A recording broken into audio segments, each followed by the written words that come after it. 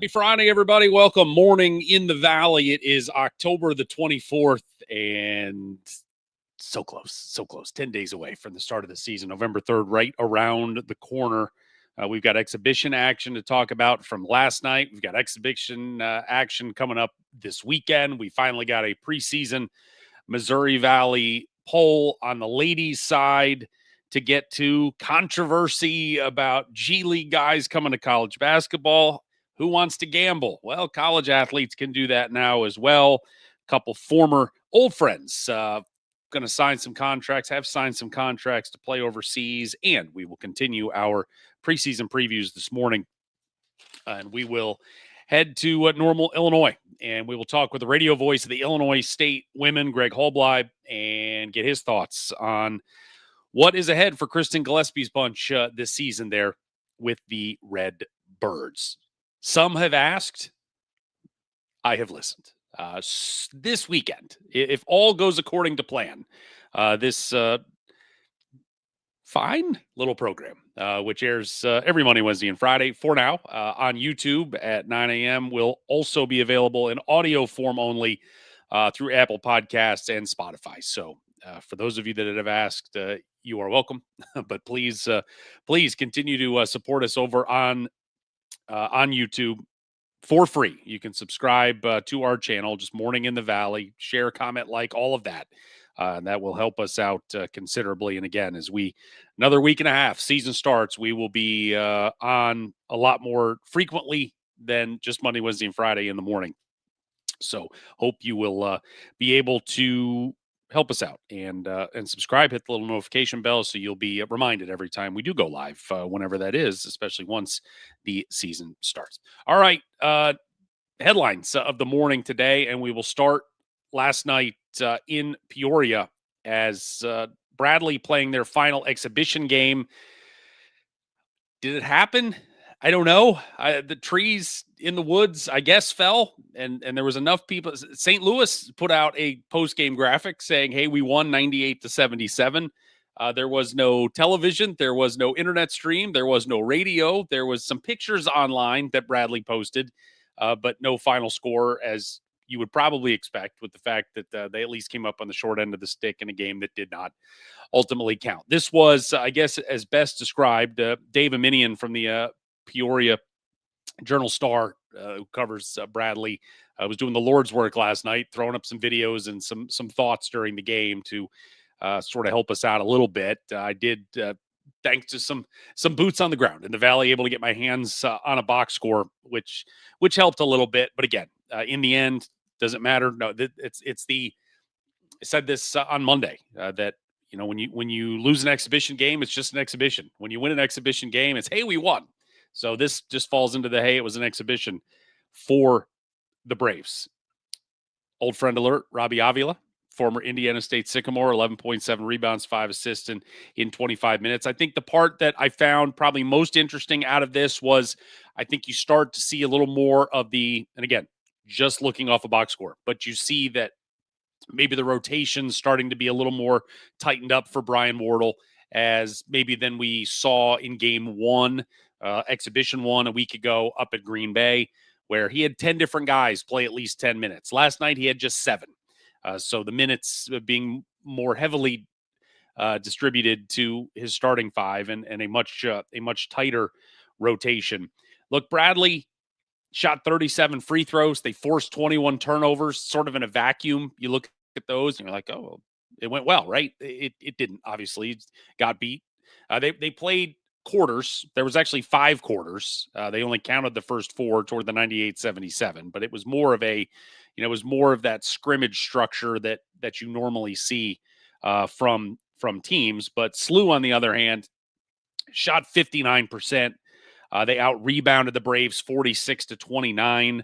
Points in the paint 50-28 in favor of SLU. Held Bradley to just 36.5% from the field and 25% from three-point range, 7 for 28. So a lot of good, certainly, for the Billikens coming out of this. I think the one thing that jumps out, and again, from a I'm literally reading off a piece of paper trying to solve the world's problems here. But Ahmet Jonovic, the big 7-footer there for Bradley, only played 12 and a half minutes, no points, 2 rebounds, only had 1 foul, so that wasn't an issue. Hopefully, there wasn't any injury situation that they opted to. There didn't, again, from the online discourse, did not appear to be an injury, but hopefully there wasn't just something nagging that they decided to pull him out and not play him anymore. But when you're minus 17 on the glass and your 7-footer only plays 12 minutes, that certainly can be attributed to that. But again, another final dress rehearsal for Brian Wardle to be able to tinker with some stuff and have some different rotations and so on. But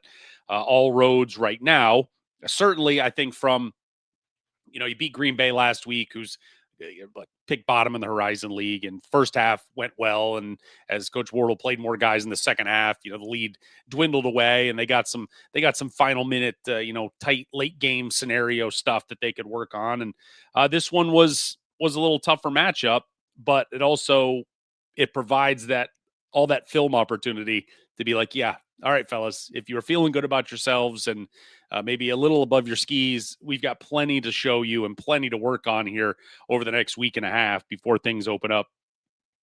November the 3rd, 10 a.m. Central Time in Rock Hill, South Carolina. The Braves will open up in the Field of 68 opening day marathon when they take on St. Bonaventure. So the runway is clear, and now it's 10 days of learn what you can from this matchup here with SLU. And get ready for the Bonnies coming up next Monday.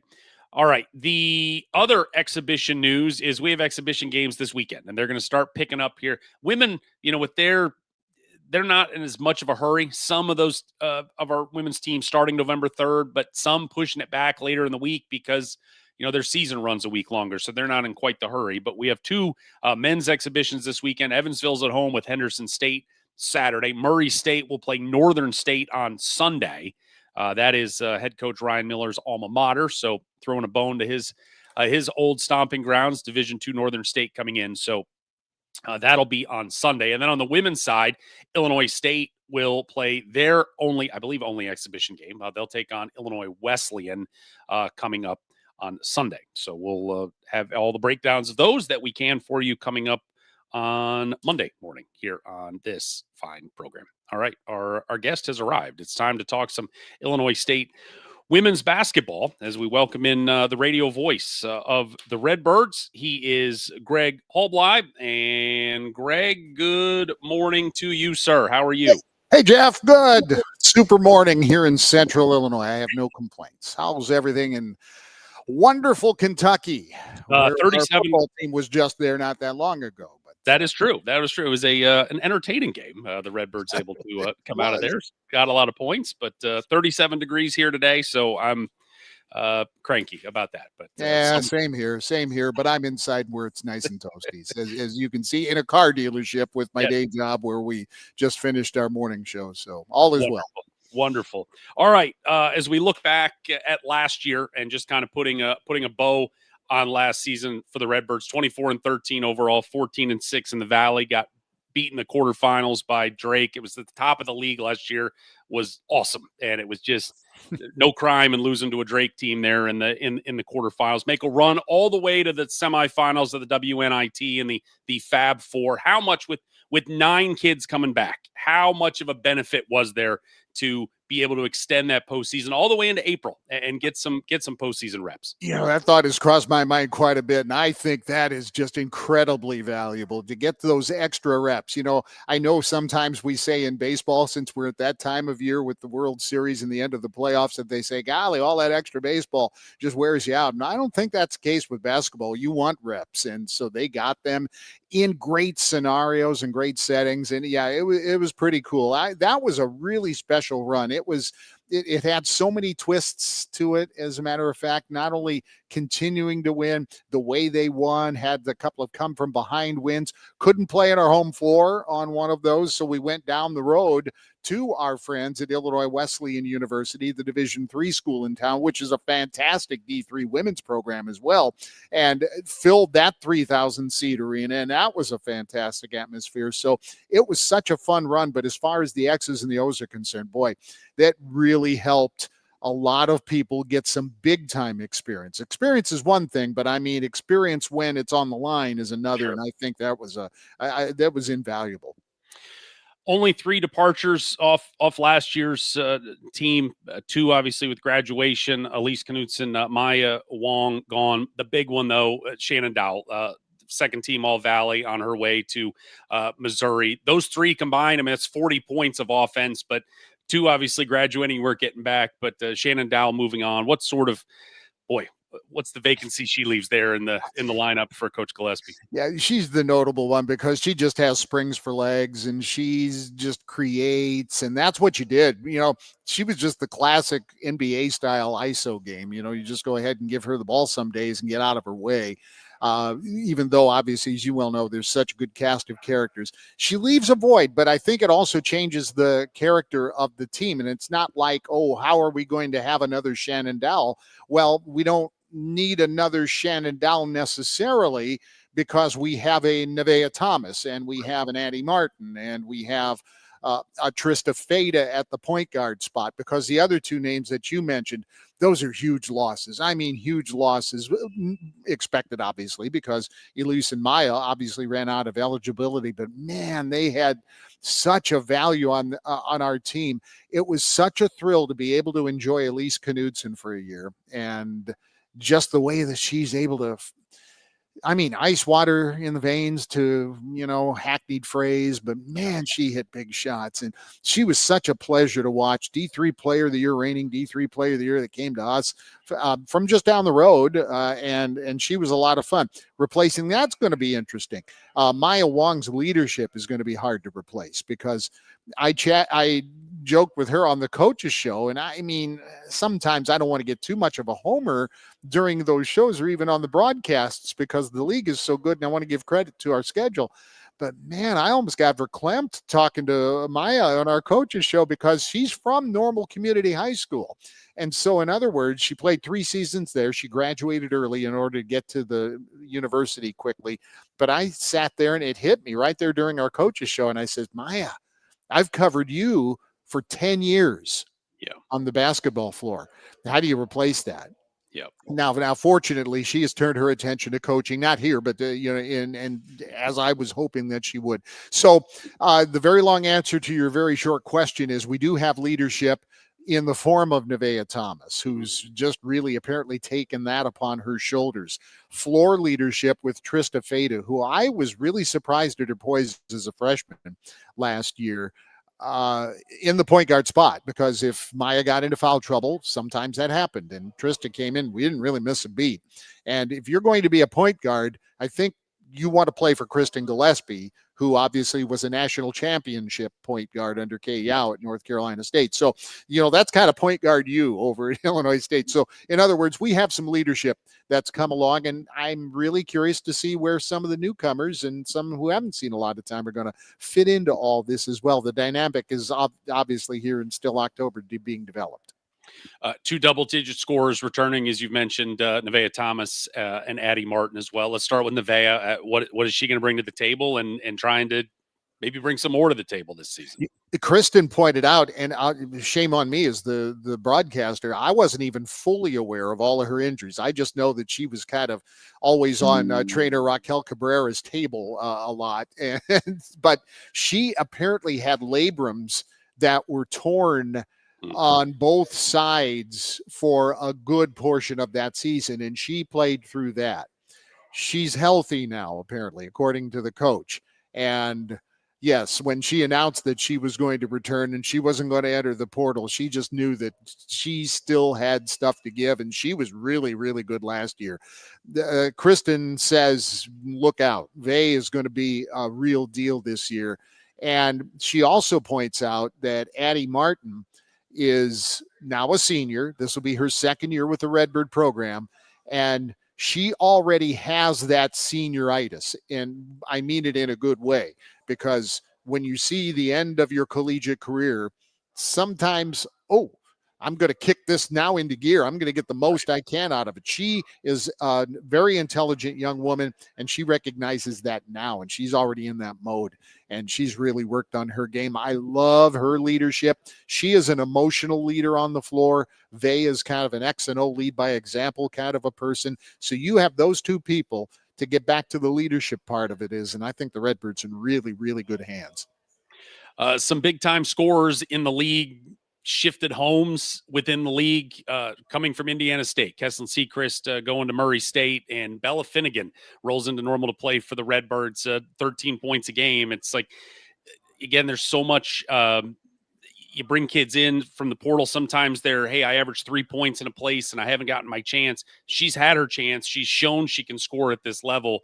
What a great plug and play option for Coach Gillespie. I love that. And we had that with Nevaeh Thomas in the previous year because she came to us. This will be her second year. We had Vay, who came up from Evansville. And so now we're going to get the same thing from Bella. And when I saw that, and I said, hey, wait a minute. I kind of liked her when she was with the Trees. And I said, this is going to be really nice. And the portal, sure, we just chatted about Shannon Dowell and her going to Mizzou, and now, okay, that's just the state of college sports now, but it's also really helped the Redbirds, and I think it's an attractive program with perfect red and white and sometimes black bias. It's an attractive program. People want to play for Kristen Gillespie, and you spend 30 seconds with her and you will understand why. And so I think it was attractive for Bella, and I think the staff is really going to be utilizing her. You can't pass up that kind of experience that's willing to come and add to your program. I'm really looking forward to seeing just how she's now going to fit into the Redbird dynamic. One name that I think is probably flown a little under the radar for folks outside of the program, and I hope I'm pronouncing it right, Zanira Adams, who was a junior college player at Cisco Junior College in Texas. Didn't play last year because she was hurt, but 2 years ago as a freshman, 18 points, 9 rebounds a game as a 5'9" guard. Super productive. Obviously, there's an adjustment to, hey, we got to go to Division I out of the JUCO level, but that feels like somebody we might hear from as the season goes on. And I'm looking forward to that because I have a funny feeling that on Sunday in our exhibition game, we're going to see a lot of her. And that's in order to get her into what is going to be a really good atmosphere for an exhibition game with those two crosstown teams. I mentioned, Illinois Wesleyan's relationship to Illinois State, which is a really, really good one. But Zanira Adams, and that's my understanding of the pronunciation as well. The broadcaster's got to catch up a little bit too, but I believe that is it. But I saw that and I thought the same thing. And we've had that a little bit in the past where we've had players who weren't able to maybe play through injury or for other reasons, and then they've come to the Redbirds and then they've thrived. And I think that Zanira Adams is going to get just the right kind of mentorship, not just from the coaching staff, but from the experienced people that we've been talking about, that I think her development, she's got a huge upside. I really am looking forward to her. I understand she's incredibly athletic, and I'm curious to see just kind of what of those attributes that she may actually help replace that Shannon Dowell had. So we'll see. But yes, I love that they were able to bring in some people with some proven success at, fairly decent levels. Schedule wise, it's I look at schedule. It's all about metrics. It's all about, hey, we're trying to maybe build an at-large resume, and certainly Illinois State, picked third in the preseason poll. The Valley has been a multi-bid league in the past, trying to get back there. You've got 4 home games with 3 quad 4s and a quad 3. Those are games you take care of. You go to Puerto Rico, you've got 3 quad 2s, 3 top 100 teams, and Rice, East Carolina, and Wake, and then some big boys on the road, big girls on the road, Illinois and Nebraska there, that are both going to be quad 1 opportunities. When you look at the body of work that Coach Gillespie and her staff were able to put together, what jumps out at you? They don't shy away. It's interesting too. We've had obviously the relationship with Illinois is just 45 minutes or so, maybe a little bit more than that down the road. So it's been a home and home. It's not an annual home and home, but it's a regular opponent for Illinois State, and it's been actually where the Redbirds have had some success. Well, now they kind of have it going on down at the Illini, so that's going to be a really a really, really good test. The Nebraska connection is former associate head coach is now in that staff. And so we've gotten that. And that's something that I know Jess worked on hard. And we're hoping that we get to capitalize and get to see some of that too. But we never shy away from the schedule. We try to find some good MTEs. I say we, forgive me. I'm not that guy, but I'm just for experience. I'm with you. Just for efficiency. Sure. The Redbirds they never shy away from that, especially with the MTEs. I really like this down in Puerto Rico where we're going on Thanksgiving week, and just talked to their tournament organizer yesterday, as a matter of fact, and he's pretty enthused about things. And the home of Roberto Clemente, and as a baseball guy, I love that aspect of it too. So I'm looking forward to that. But just from the competition standpoint, on 3 straight days around Thanksgiving, boy, the Redbirds are going to come back battle tested and getting ready to move into conference play almost immediately coming out of Thanksgiving week. So yeah, they don't shy away. It's not just getting dubs. They're looking ahead to when Valley play starts. Looking at again, the preseason poll, Belmont, Murray State at the top, Illinois State sliding in at number 3. Understandable. The Racers and Bruins are at the top. They're the only 2 teams with returning all league players too on both sides, but it's a different league this year. There was a lot of high end talent that left this league a season ago from all over the place. It's October 24th. Do you feel like when we get to February 24th that Illinois State's going to be knocking on the door to potentially cut down the nets when they get to March? I really think so, because this is a team that not only the coaching staff and the philosophy of Kristen Gillespie is that we are preparing for the Valley season during November and December, whatever non-conference we still have then. And then the conference season is just when we now go to work, and that toughens us up. And I know that's almost hackneyed as well, but the point is they are a team that seems to get better as time goes on. And Kristen does, I think, a phenomenal job of managing a season. She historically gives a team a week off at Christmas time. You know, it's a mental reset as well as a physical one. And she also makes sure, and I know many coaches do this too with our MTE on Thanksgiving week, we're going to go a little early and go to Puerto Rico and kind of have some time together, because there are enough new faces and the chemistry is very important. She's big on chemistry, as I think most coaches at our level are. And so the whole point to that is, yes, I really think the Redbirds, I can consider a dark horse. You got to put the Racers and you got to put the Bruins right there at the top. Frankly, I think they're interchangeable. Obviously, sure, we know how they were picked, but as the Racers defending champs, and then Bruins, I think probably have something to prove, I think, this year too, to be honest, because I don't think they felt they got the best shake last year. And so they have a little something to prove, but I'm really looking forward to the league. Some, like, for instance, the Drakes and the UNIs, they don't look quite the same, but there's still UNI and there's still Drake. Yep. And then look at what Ashleen Bracey is doing at UIC, and she an Illinois State alum, I might add, Ashleen Bracey. So she comes from great heritage there, under some really good history here at Illinois State. So this is going to be an interesting season. I just don't know. When they asked for the poll, they said, Greg, we don't have your poll yet. And I said, I don't know how to fill it out. I don't know what to do here. I think I know the top 3, but after that, okay, whatever. Let's throw them in a hat. And that's kind of what I did. I'll be honest. It's the preseason, but this is going to be fun. This is really going to be a lot of fun this year. I really do believe that. We need something to argue about. That's why we need polls. The one sort of scheduling anomaly this year with going to the odd number of teams is, you've got off weeks. It's built into the schedule. The women's side is they tried to stay more in that there's not officially travel partners anymore, but trying to do a Thursday, Saturday, Friday, Sunday deal. But just looking at Murray State, they don't play their first conference game until December 29th. If memory serves, your first conference game is December 3rd. You guys are pushed way up on the front end. I mean, that's 4 weeks of time that you're trying to prepare for a conference season, and you got to be ready a little bit earlier. Yeah, and then we don't have one for a little bit. Right. It's really weird, but I understand. I do understand. Yeah. I also like that we're going to stick with a 20-game conference schedule. I have no problem with that. I want a true champion. I think that's how you have to do that. We kind of had to fiddle with that a little bit with the 12-team league, which I love the 12-team league. Don't get me wrong, but we kind of, for instance, Murray State and Belmont played once a year, and I didn't like that at all. I love playing the Racers and the Bruins. With a couple of seasons, we weren't able to play them other than just once. But I just like that we're going to have a true champion. I like it's going to be the regular Valley grind. Sure, it's going to look a little different on the travel itineraries with the travel agents and the bus schedule, but we get through it, and it's still not the toughest travel league, at least for Illinois State. We like that we're a little centrally located, so when the Valley time comes, it may not be as much of a hardship. So, we'll find a way. We'll manage it. I can't wait, though. We're not digging ditches. We're just calling basketball games. We're not. That John Rooney, the voice of the Cardinals, said, "No one's beating heart is in our hands." Correct. This is not. We're just here to entertain and have some fun and get some pride. And all the hot dogs we can eat in the press room as well. So, Greg Halbleib, thank you so much for the time today, and hopefully we can catch you up down the road soon.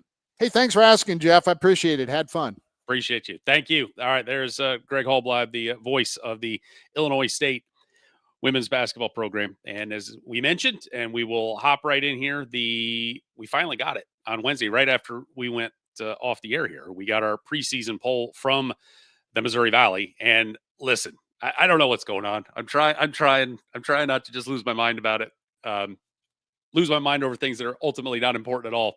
The men's side, we only got 5 teams. The women, we only got 4. I'm glad, when do we get 3? I don't know. These are the 4 teams that picked up first place votes: Belmont, Murray State, Illinois State, and Drake. And those are the 4 that are released. So I guess everyone else is tied for 5th this year in the preseason. But again, a pretty negligible difference in the overall point totals of Belmont and Murray State. Bruins, obviously, with more first place votes. In the end, they are the 2 programs that have returning players, as Belmont with Tootie Jones, Jalen Banks, Murray State with Hallie Polk and Haven Ford. And that's it for the returners. So, okay, we're fine with them 1 and 2. They played, of course, for the championship in Evansville last year. And again, fine. But of course, to Greg's point, and I think to a lot of people's points, to think Illinois State's not going to be there at the end, forget it. Think Drake's not going to be there at the end, forget it. Think Northern Iowa's probably not going to be there at the end, forget it. And then, as we've talked about, Bradley's coming, UIC is coming as well. There is a lot. It's just going to be a different league. And as I said, all that high end first team talent last year that's gone. There's now time for new kids to step in and step up. And that's the part that's really going to be neat to watch this year. But it begins, again, it's just sort of the odd part where I believe Illinois State, I think it's Northern Iowa on December 3rd. I'm sure I don't have that right, but we'll go with it. We don't let the facts get in the way of a good story here on Morning in the Valley. But I know that Illinois State plays their first conference game December 3rd because they play. It's kind of that format I know the guys used a couple of years ago where they would play those first conference games like the last Thursday of November and into the first weekend of December, and then they wouldn't play anymore until after Christmas. Well, that's kind of what the women are doing.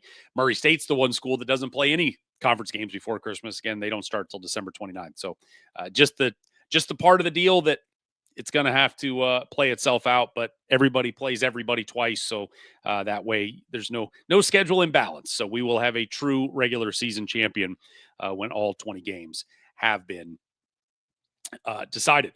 We have speaking of the 2 Murray State young women, Hallie Polk and Haven Ford there on the right, they have been named to the Becky Hammond Award watch list, which is given to the best mid-major player in the country. 25 players on that list. These 2 are the only 2 from the Missouri Valley Conference. There were 5 schools with multiple picks. Racers, obviously, with one of them. One of the other 5 schools is George Mason, and the Racers will play George Mason down in Florida in their MTE later on this season. So we'll get a good opportunity. This list is, as they like to say, it is a fluid list. It is a list where you have an opportunity to play yourself onto the list. You have an opportunity to play yourself off of the list. They will announce, they cut it to a semifinal list somewhere in February. I think it's the final 4 or 5 in early March, and then the winner will be announced at the Final Four. But some good early season recognition for Polk and Ford. Last year, Polk averaging 17 points, 4.3 assists. That was one of 16 players in the country with who had at least those numbers. And then Haven Ford, 14.9 points, 6 rebounds, 5.2 assists. One of 4 players in the country that put up those numbers. So a lot of high expectations for those two to see. Certainly, Caitlin Young gone at Murray State, the 3,000 point all-time leading scorer at Murray State. A little more going to be on these two shoulders, and we'll see how they are able to move forward. One other piece of news out of Murray State, and it is from the men's side. And Ryan Miller mentioned, it was actually during media day on Tuesday. We didn't get to this on Wednesday. The Racers dealing with some injuries as we go into the final exhibition game they will play coming up on Sunday. They will be without Ben Stoltzberg, who was initially his freshman year played at Creighton when Ryan Miller was an associate head coach there. Spent the last 2 years out at UC Santa Barbara. Has come in. He has a stress reaction in his foot. Coach Miller said they expect him to be out 2 to 4 weeks. And he's spending a lot of time on the bike at practice right now, trying to just maintain some level of conditioning. The other player is J.J. Traynor. The played at Louisville, was at DePaul most recently last season, has had a shoulder injury, minor, did not play in the exhibition at Xavier. There was an MRI scheduled for this week on Tuesday. Coach Miller saying did not anticipate there being anything found in the MRI. They're just taking precautionary measures at this point. Traynor not expected to play in the exhibition game on Sunday, but barring some unexpected turn of events, he will be ready to go when we are ready to go on November the 3rd, when the Racers are in Sioux Falls, South Dakota, taking on Omaha in the Field of 68 opening day marathon. How about some NCAA talk? Let's do it. We have now learned the Division I Administrative Council, I think is what it was called a couple of weeks ago, voting to approve that college athletes could now bet on pro sports. And the only thing that was holding it up was we were waiting on Division II and Division III to also vote. And if we got a unanimous approval, we'd be ready to roll. We are now ready to roll. November the 1st, yesterday, the NCAA announcing that both Division II and Division III have also approved it. So college athletes will now have the chance to gamble on pro sports. Take it, leave it. It's what it is. And as I think, as we talked about a couple of weeks ago, I said, I feel like the main part about this, as much as anything, is it's for better or worse, it's one less thing that the NCAA has to worry about. Now, you still can't bet on college sports. You're still, I mean, oh shoot, we saw the whole little FBI deal with the NBA guys yesterday, and how, and a lot of it being, at least the stuff that I saw that had to do with specific NBA games, a lot of it was, hey, these are guys saying, oh, I'm going to be hurt, so you can bet on my rebounds and bet on my unders and whatever. Well, listen, 10 years ago, 20 years ago, you might have been able to get away with that. No one's going to notice that, oh, you've rolled an ankle and you're, a whole bunch of your buddies that you told you were going to take yourself out of the game and they took an under on, rebounds or whatever. But now everything is digital. There's a footprint for all of it. And when some random guy who, they know, like, flags go up with these things. I mean, it's just, it is bizarre to me that people still think they can get away with this stuff. That it's just the digital footprint of all of it is so profound that it's wild to me. It's wild. And that is still going to be the thing that college kids are going to be potentially susceptible for. And that has nothing to do with this law at all. They were susceptible to it before. But this lane, at least, of we're not going to worry about, are these kids betting on NBA games? Are they betting on NFL games? Are they betting on, are they doing fantasy league? Whatever it may be, it's just one less thing. So, again, your mileage is going to vary on it. Obviously, there's the doomsayers of, oh, you got these kids with NIL money now, and you're giving them license to bet and whatever. Yeah, They're adults, and some of them may learn hard lessons the hard way. I mean, that's that. And, to think again, to put your head in the sand, to think that this wasn't going on, behind the scenes, and whether it was with a local guy or just betting, to think it wasn't happening anywhere is bananas in terms of naivete. So this makes it open, legal, hopefully transparent. Hopefully there's education going on between these coaches and somebody in the administration sitting down with these guys and trying to educate them. And we're still in college. We there still is an educational component allegedly. So hopefully that'll be a part of it. But November 1st, the gates are open, and here we go from there. The other thing that was discussed yesterday out of the NCAA was there has been discussion about a 5-for-5 rule where, again, I think this was a means of we're just going to get rid of all of this, can he get an extra year here for this reason or that reason, or we're going to argue about, like, again, one less thing to worry about. Everybody gets 5 years, hard stop. Everybody can play for 5 years if they want, hard stop, and that's it. And, I think there has been you've seen it the last couple of years, and it's because of NIL. There's no question about it that you have kids that are just trying to stay in college as long as possible. And, there was a time forever where you would go to college to learn. Look, this is basketball players. These are architects. These are art majors, whatever it is. You go to college to learn your skill and your craft so you can go out into the world and be a professional. Well, college basketball, college football, all of college sports now, for some athletes, you're professional.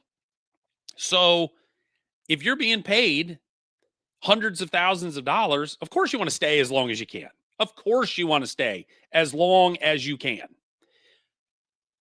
So this was at least a way where you're not getting these kids with these 6 years, 7th years. You see some 8th years. I mean, it's part of it's wild where you're just like, all right, please move on so we can get some other kids in. The 5-for-5 rule has been tabled. It will not for anybody that's a senior this year, that's a 4th year senior that thought, I may get a 5th year next year. It's not coming. So that part's off the table, at least for a year. Will I be surprised if down the road this is brought in? No, of course not. I'm not at this point, can't be surprised by anything when it comes to the NCAA. But for now, the 5-for-5 rule is off the table, at least for 26-27. We will look once we get a little further down the line with that. Controversy with the G League. Who would have known? Louisville has gotten a commitment from London Johnson. London Johnson is a young man that spent the last 3 years in the G League, and within the last 48 hours has committed to play college basketball at the University of Louisville, which, of course, everyone record screech. What? He's been a pro for 3 years, and now he's back. And there's another young man, Thierry Dorlan, who came out of Africa, the Central African Republic, and played in the NBA Academy Africa program down there. He is committed to Santa Clara. That was about a week or two ago. That one caught a little less national buzz, more than London Johnson did, where he had specifically been in the G League for 3 years and is now back.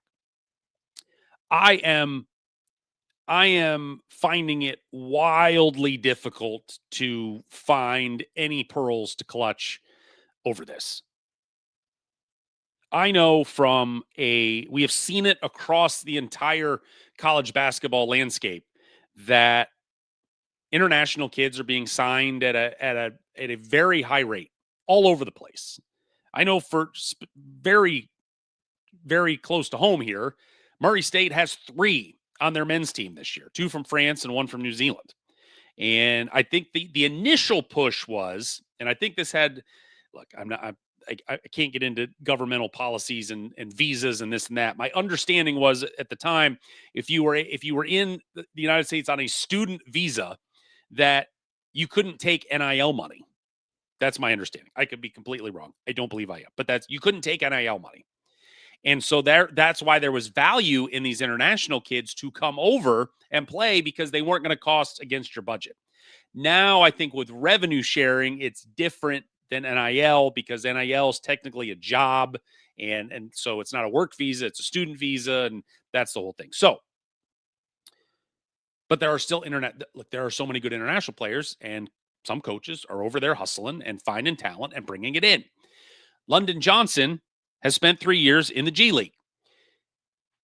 The gray area that the NCAA is giving him the clearance to play is that basically when you are in the G League, you're basically a starving artist. You're making like no money. You're making enough money to live, and that's it. And so it's almost that the NCAA looks at that like, well, as the line is blurred between amateur athletics and professional athletics, and you have all these players who are amateurs in college being paid, it's like, well, if they're being paid, but you got these G League guys who have claimed they're professionals, but they're barely getting anything. Well, how does that take them to another level and make them ineligible to come back to college? For me, the whole part is these international kids that come over, and again, just speaking with the kids that I have the most access to, are the two, Roman Doman and Matisse Corbon from France, and then Lachlan Crate from New Zealand. They have played professional basketball in their countries for years. Doman is 20 and is registered as a freshman. So it's like, how is it any different for these kids to have taken money overseas and be ruled eligible to play college basketball than it is for London Johnson, who has played professional basketball, albeit at a small level here in the States, that he's not allowed to play? Like, the coaches were, it was the old time coaches. We have seen the exile of, the Krzyzewskis and the Boeheims and the Williams and the Jay Wrights, guys like that are like, I'm just not dealing with this NIL world, and we're out. And they were toward the end of their run, obviously, as they were all getting outside of Jay Wright. These guys were all getting into their 70s, and it was like, this was the perfect exit time for them. But now you have, now it's Tom Izzo, it's Bill Self, it's these guys that are just like, it's all broken and this is terrible. And well, but if you're getting international guys, how is this any different? How is it any different? So either, look, you can't take guys from the G League, you can't take international guys. If that's the rule you're going to go with, then that's fine. But right now, it's we're just talking out of both sides of our mouth, and I don't understand it. Now, they have to get waivers from the NCAA, and whatever formula they use, obviously, again, a G League athlete is not making any money, so that's fine. But because everybody's like, well, why wouldn't LeBron James just decide he's going to go back to college? Well, because he has made an excess of the starving artist that the G League is at. But I just, long way around the block to be like, this could not bother me less. Yes, it sort of throws up a flag. Yes, they have to figure out, because London Johnson has 2 years of eligibility left. That's going to be the question, is just when these guys go pro, if the domestic kids that skip college, go to the G League, and then want to come back, how many years of eligibility do they have? We don't need, the part that is, and this was the part about the COVID years and so on. We don't need 25-year-olds playing college basketball. That to me was kind of the 5 for 5 thing, where it's like, all right, if everybody's out by the time they're 23, I'm good with that. We don't need, all right, I'm going to go play in the G League for 3 or 4 years and come back, and now I'm a freshman and I'm just going to play for 4 years and make good money. And then when I get done, I'm 25, 26. We don't need that. But the guardrails have been blown off at this point. So until some are rebuilt, and unfortunately, there's you're going to have the coaches that are cranky about stuff, and then you're going to have 50 coaches over there that are just full steam ahead and going to go try to and now I know I can go try and recruit G League guys if I want, and I'm going to continue to bring guys in from overseas and just trying to find the best players they can for their team. So a lot of chatter about this over the last couple of days, but I am certainly one that could not, in any way, shape, or form, be bothered in the least about a G League player coming back to college and playing, as London Johnson will do for Louisville.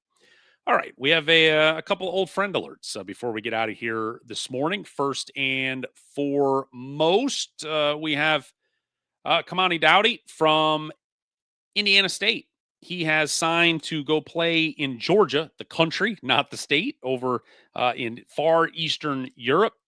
Kamani was started 27 games for the Sycamores last year, averaged about 8.5 points, 3.5 rebounds. So certainly safe travels, and best of luck to him over there in Georgia. He will be joined in the country by Illinois State's Dalton Banks, who is also signed in the Super League over there in Georgia as well. 10 points a game last year for the Redbirds, all defensive team in the Missouri Valley last year.